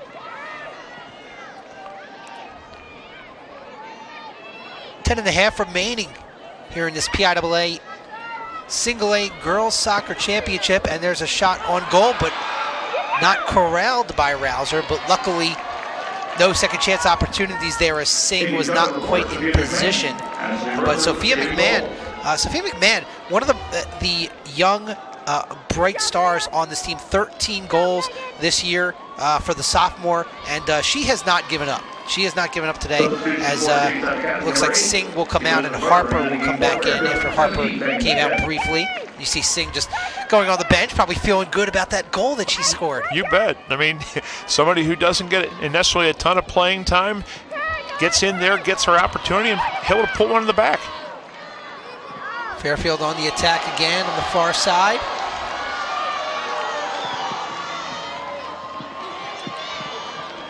Good job getting back by the Indians, as it looks like actually Annabelle Anderson and Hannah Logue have both checked back in. Perhaps Coach Pomafonte not happy with giving up that second goal, so he inserted some more starters. I think it's more just about trying to let some of his players play who have been the key players all season. Well, low crosses and a nice save on, I believe that was Nora Clark, who was again back into the game. And Alicia McMahon gets enough on it to deflect it over the crossbar. Again, all credit to her, because 7 of them already have gone behind her, and to continue with that razor focus on a shot like that, very similar player to what we've seen so far today. That cross to the middle, nobody picking up Nora Clark in the middle and allowing her to get a clean shot. Corner kick by Sarah Heinbaugh. Let's do it again. Deflected out by Shady side, so we will do it again. It was last touched off the head of, I believe that was Sarah Hackey. So they'll change the formation a little bit, send them all back post. Short corner. This is Maya Kallenbach. And again, that's off of Sophia McMahon. One more time. Yeah, and this also takes more time off the clock. Right. And that's really all you're waiting for right now for Fairfield. I mean, the result is pretty much taken care of. It's just a matter of what the final score ends up being. Sent in on goal, and Alicia McMahon handles that. Sarah Heinbaugh. Alicia McMahon with the saving goal. For Fairfield sent it in, and here's McMahon sending it all the way out near midfield. How many times do you have a game where a team gives up 7 goals and you can look at the goalie of the team that gave up 7 and say, she's played well? But Alicia McMahon has. You know, you're right. I don't think you could say that too often. Same thing with hockey too. I mean, you give up all those goals. The goalie played well. No, usually not. So yeah, you gotta have to give credit to Alicia McMahon here. She came into today 13 shutouts out of the 22 games this year. I mean, that's a heck of a season, and she's got to hold her head up high, knowing that she put it all out there. She just happened to face one of the fastest teams that I've ever seen, and probably one of the fastest teams in the state of Pennsylvania. It's the most explosive team that I can remember seeing on a full scale up front. I've seen maybe a couple more explosive players, but not as a full front 3 up front in the attack. What a move, getting some oohs and ahs out of the crowd here in the final 6:45. Sarah Heinbaugh with a nutmeg on the defender. You see her right there, number 10. And she's somebody who does not get on the scoring column as much, but plays a vital role for this team in the midfield, because somebody's got to win that possession. Somebody's got to get that ball going up the field and find those outside wingers. It's been the same sort of thing in this game. Get the ball wide, send it to the middle, and Shady side hasn't adjusted, but you got to get it out there with somebody, and a lot of times it's your center midfielders who are doing just that, and that's one of those roles that Sarah Heinbaugh, the Virginia Wesleyan recruit, senior for this Fairfield Lady Knights team. I'm sure she will have a lot of success at the college level, but I'm sure she's going to enjoy this one, ending her high school career with a state championship here on this November 18th. Beautiful day here at Hershey, PA. 2 seniors. 2 starting seniors. And they happen to be heck of players. Great players. Great players. But there are a lot of really good underclassmen on this Fairfield team as well. Hubbard is not bare by any stretch of the imagination, but the young woman who has the ball right now, no questions, the centerpiece, Hannah Loeb. Yes, she is going to, barring another goal, as maybe I speak too soon here, centering it for Nora Clark. Clark with a nice move, shot on goal. Oh, hits the corner where the crossbar meets the right post.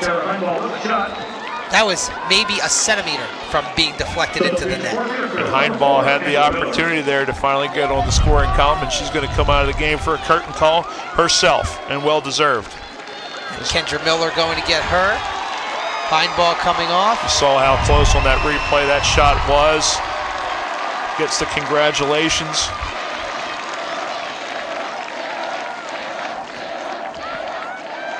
Cheers of Sarah down below. I love it. This Fairfield fan section has been phenomenal. They know how good this team is. This, again, is the first time that Fairfield is in a state championship with their soccer program, boys or girls soccer. First time this girls soccer team has ever won the districts. They know how special of a run this could have been, and credit to them for making the trip out here on a Friday at 11 o'clock in the morning.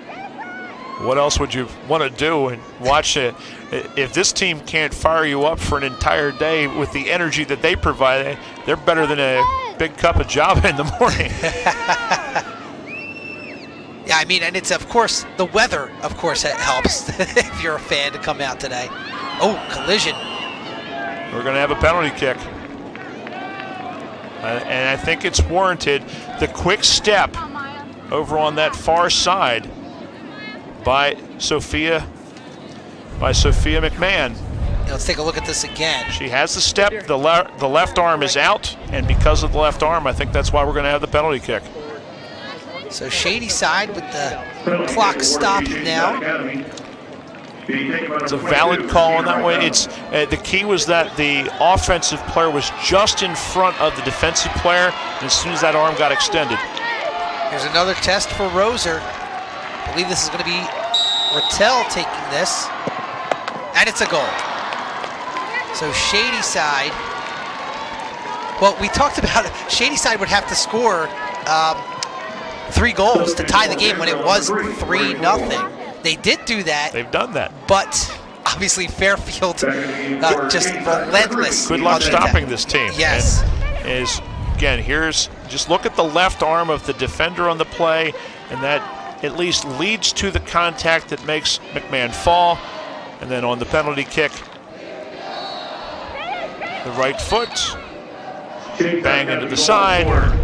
And now Rytel has scored with both her left and her right foot, showing that she has equal power in both. That's why Rytel out of this game, from a collegiate standpoint, has really probably increased her stock quite a bit with her visibility, her ability to be a 2-footed player with power on both sides. So she's a player that, I mean, as a sophomore, I'd be having my eye on at this point. Yes, she had 30 goals coming into today. She's got 2 today, including that penalty kick just a moment ago. All WPIAA player, center mid, and that she's definitely a player. She has stood out today for Shady side, and I'm sure head coach Mary Lynch will be happy to have her for the next couple of years to kind of build this Shady Side Academy Indian program into a regular here in Hershey at the single A level as Rattel goes down there. We're going to have another penalty kick. Is this another one? Yep, another one. And this one's drawn by Rattel. And Poma Fonte, the head coach for Fairfield, is kind of wondering what's going on here. You're just giving the Indians opportunities here. Easy to let your mind drift, and we saw in the first half. And watch the feet here. The step in, no question. No question at that point. That's a great call by our officiating crew. As Maya Kylenbach, who's had a great game. Now it's the left-footed kick, goes right to the same place. Wow. Well, she kind of threw Roser off with going to the left foot, and you just talked about Rattel having the power from both sides, and she now has a hat trick. How about that? She has a hat trick, 2 straight penalty kicks within a minute of each other. 3 minutes. Stands over the ball. Yep. Calm as you please. Yeah. Roser almost no chance. She was not thinking she was going to go that way. And now it's 7-4, but only 3 minutes left. You're not really in any danger, but at this point, if you're Coach Fonte, you're just saying, please, where is the whistle? Get those 3 minutes off this clock. And now Fairfield going back to their strength here on the attack. Oh, a good lead pass. Coley coming way out. Good job by McMahon. As again, Logue on the attack. A little bit of contact. I think the Fairfield faithful wanted a whistle. I will give credit to the officiating crew, though. Both of those penalty kicks were warranted. Now here's a lead. The goalkeeper coming way out, and it's, oh man, Harper almost put that into an empty net. My goodness, if she puts that in. It's 7-5, and all of a sudden there are no nails on any of the fingers for head coach Poma Fonte of Fairfield. My goodness. I mean, Fairfield has played a phenomenal game, but towards the end of both the first and the second halves, really kind of let up a little bit. They've been lax here defensively, already thinking about the championship. And it's natural to do when you have a big lead like they have, but there have been no quit in this Shady Side Academy team. Sent in on goal, Roser. Oh, right there is Harper, and Roser is able to cover it up. Another close call. And, you just said Shady Side, they're not letting up. You have to credit the Indians here. You're down 7-2 in a championship game. You could be discouraged, but they've still played their hearts out. And there's Nina Singh again. Singh was the one who was in there, and she's the one who actually got called for a foul there at the back end of that play, pushing the goalie after the ball was secure. But you got to like the aggressive play, though, especially from the freshman. No doubt. And there's so much to build off of for the future for this Shady Side team. Here's Anderson. Speaking of future, another freshman. Good cross, Nora Clark. Another touch pass, Hannah Logue. Loads up, and that's the cherry on top. Hannah Logue puts it in with 49.8 seconds remaining. And if there was any doubt in anybody's mind, given that Shady Side had the 2 PKs within a minute, I think that should certainly do it. 2 goals, 3 assists now for Hannah Logue, and for Clark. Very unselfishly passes this one off. Of course, when you've already had 4 goals in the game, it's your time to pass the ball off. And she finds her teammate Logue, who has set her up on several occasions already in this game, and Fairfield will at least now breathe a nice sigh of relief. The pressure is now off, and they will be able to at least relax and enjoy the last 30 seconds of this game. Hannah Logue will finish her career with 171 goals. So, as you stated earlier, Brian, college coaches, get on that horn. Oh, here's a lead. Anderson going in on net. And that's goal number 9. Don't stop. They just don't stop. Unrelenting, the Fairfield attack. They catch Shady Side pushing up to try to squeeze a late goal. And Anderson's on the board. And with 9.6, here we go again. Again, the lead passes for these attackers are just phenomenal, knowing that they've got the speed to get out in front. And McMahon made the right play to come out and cut off the angle, but there wasn't a lot she could do. And that's it. Your final score, Fairfield 9, Shady Side 4, and the Lady Knights can celebrate their first girls soccer state championship here at the single A level here at Hershey Park Stadium. And Fairfield getting the win. They put up 9 goals, certainly deserving of this victory. No question about it. They were sensational with what they were doing offensively. A well-deserved championship for them. Give a lot of credit to Shady Side, too, for not giving up in that game, continuing to try to press and get back in the game. They made it cosmetically closer, but 2 late goals then in the last 2 minutes for Fairfield extended that advantage back up to 5. I don't know when the last time, we'll look during our break, but the last time 9 goals were scored in a championship game, I don't remember one. We'll have to go back probably quite a while if there is one. I think all the way back 1997 in boys AAA was the last time that we had a game like that. Well, we're going to take a timeout as Fairfield celebrates, and we'll come back to take a look at the second half highlights, and then we'll have the trophy presentations for your PIAA Girls 1A Soccer Champions, the Fairfield Lady Knights. We'll be back to wrap things up here on the Pennsylvania Cable Network.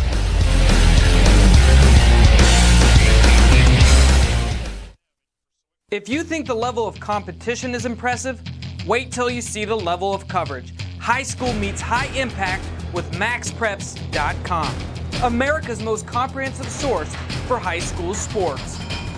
Find out how your local teams compare, who's in the hunt to be state champs, and which teams and players are leaving their stamp on the national stage. Get pumped on your high school teams. Log on to MaxPreps.com. These days, life is busy, but amazing. From the sci-fi brilliance of technology to the existence of toast, we move at a crazy pace until this happens. Time for MedExpress. Walk right in, get the care you need, and get right back at it. MedExpress, because life is urgent.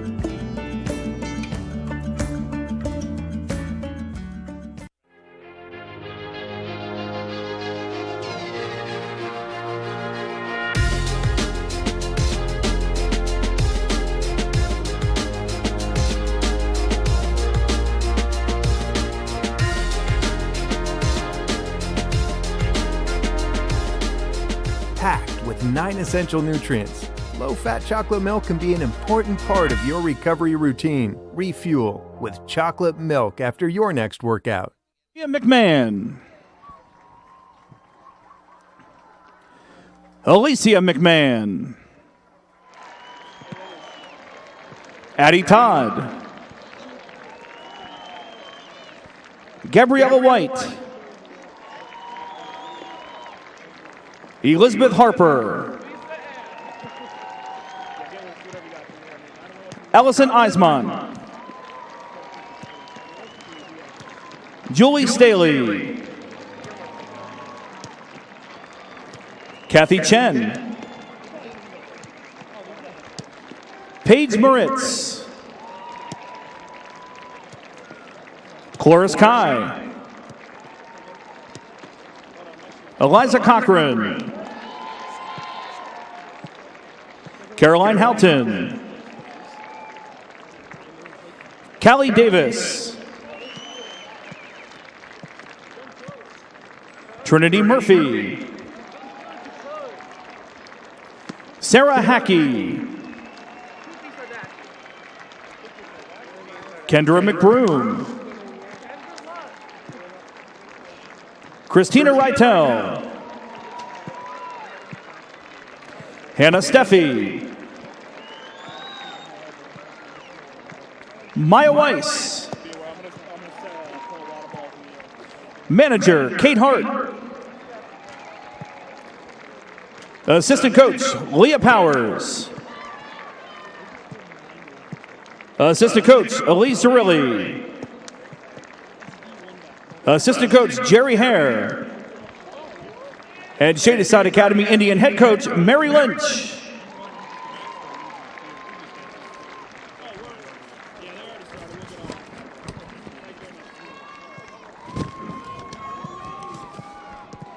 And now we would ask that Captain Sarah Hackey, Elizabeth Harper, Allison Eisman, and head coach Mary Lynch please step forward as Drill Sergeant Kim Beebe presents you with the 2016 PIAA Single A Girls Runner-Up Trophy. Congratulations to the Indians of Shady Side Academy.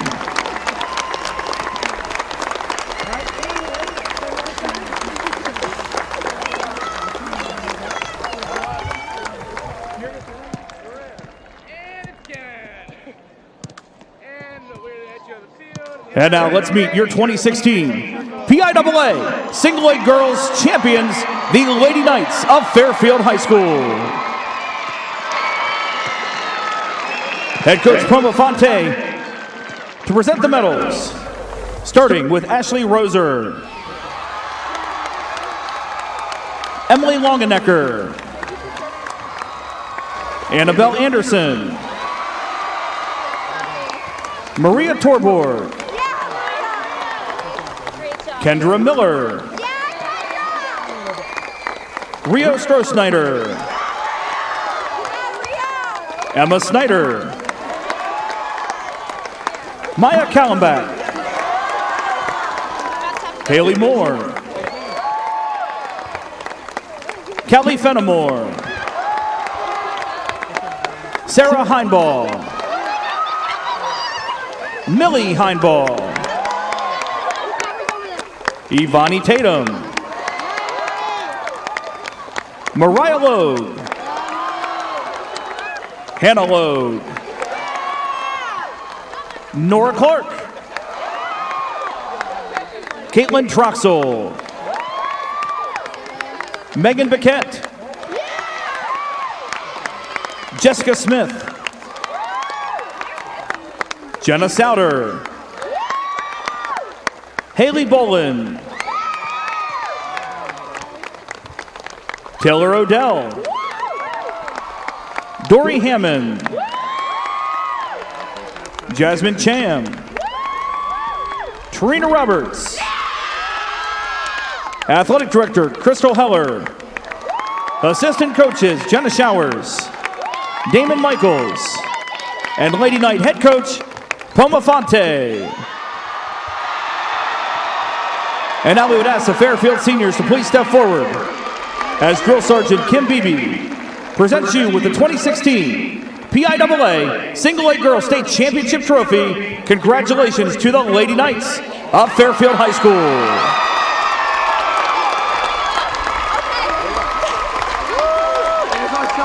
They're also presented with a 5-pound Hershey chocolate bar, courtesy of Chocolate World. So Fairfield, your PIAA Girls 1A Soccer champions, and they had the 3-1 lead at the half, but they just kept pouring it on in the second half, ending up with 9 goals. Just a phenomenal performance from this Fairfield Lady Knights team. How sweet it is to be here at Hershey and get awarded the gold medals, the giant chocolate bar, and the state championship trophy. But this Fairfield team, very deserving of that with the explosion of offense that they showed us in this game.